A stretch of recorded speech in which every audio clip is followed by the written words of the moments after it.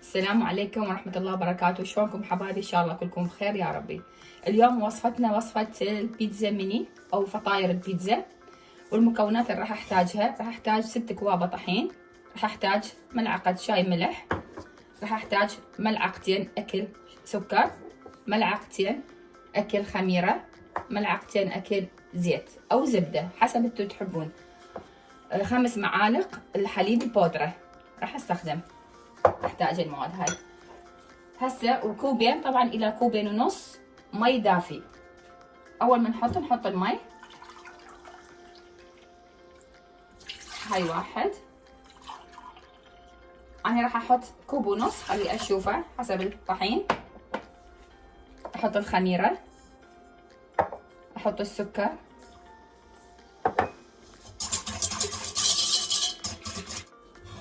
وهنا راح اخلط الحليب، المواد الناشفة راح اخلط الحليب ويا الطحين والملح.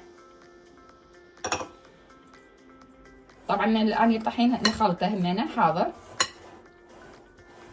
الزيت بعدين راح اضيفه من نعجن العجينة بالاخير قبل 5 دقائق ما يخلص العجينة اضيف الزيت. سنبدي نعجنها.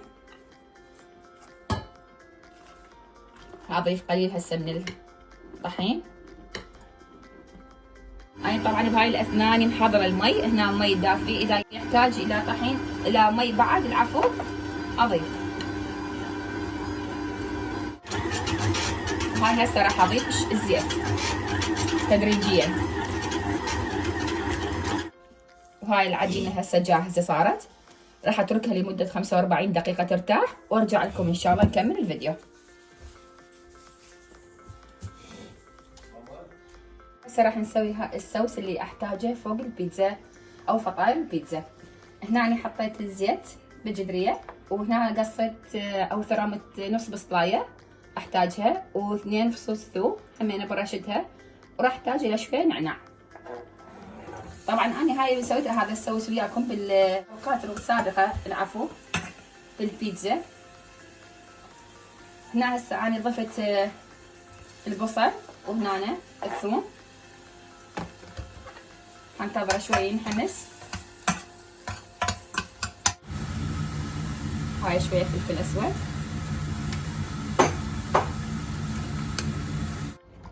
وراح اضيف له ملعقة معجون.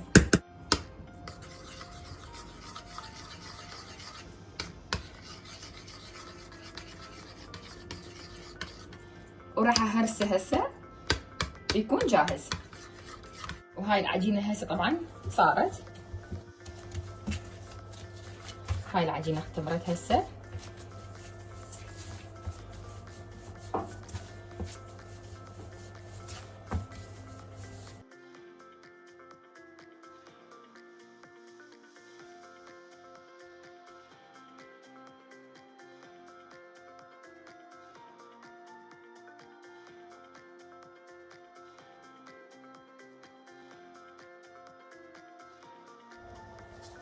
هاي هسه خلصت، شكلت العجينة كلها.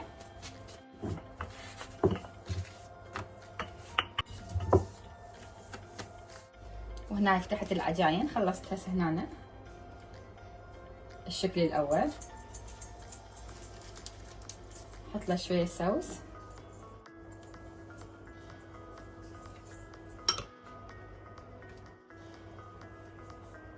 شويه نضيف له جبن، كيفكم الجبن تريد تكثروه او تقللوه. والحشوه مثل ما قلت لكم، ايش عندكم اي حشوه، اي خضار، اي نوع خضار عندكم، اي نوع لحم، اي نوع دجاج تقدرون تحطوه، انتوا تتحكمون بيها. شوي نحط سلامي، او اذا عندكم بابروني مثل ما قلت لكم اي نوع عندكم تقدرون تتحكمون انتوا.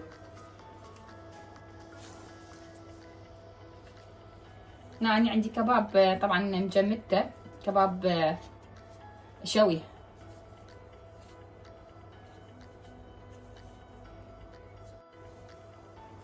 زيتون اضيف،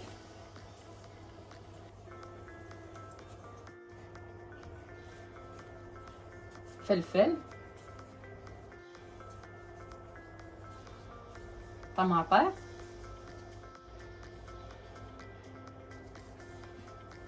هاي الوجبة الأولى خلصت، راح أحطها بالفرن. هاي هنا راح أسوي هسه الشكل الثاني.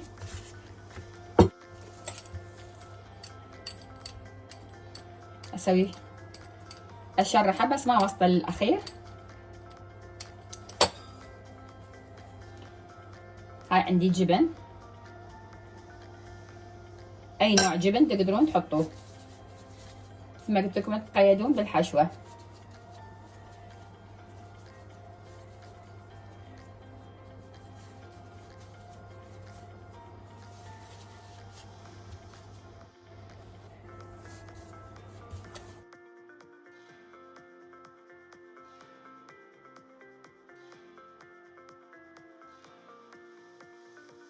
هاي الشكل الثالث على شكل كرواسون.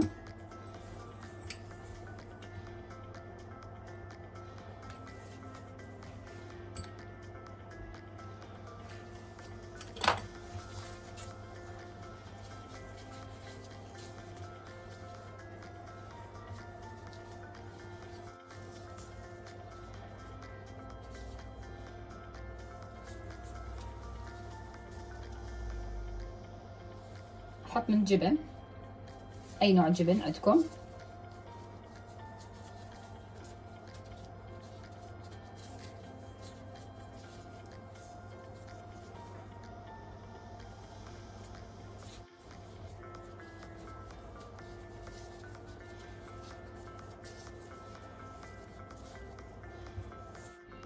وهذا شكله النهائي ورا ما طلعته من الفرن. عجينة كلش حلوة تنفع كل الفطاير وهشة، أنصحكم بيها وسهمكم العافية. إذا عجبكم الفيديو تنسونا باللايك. شكرا، مع السلامة.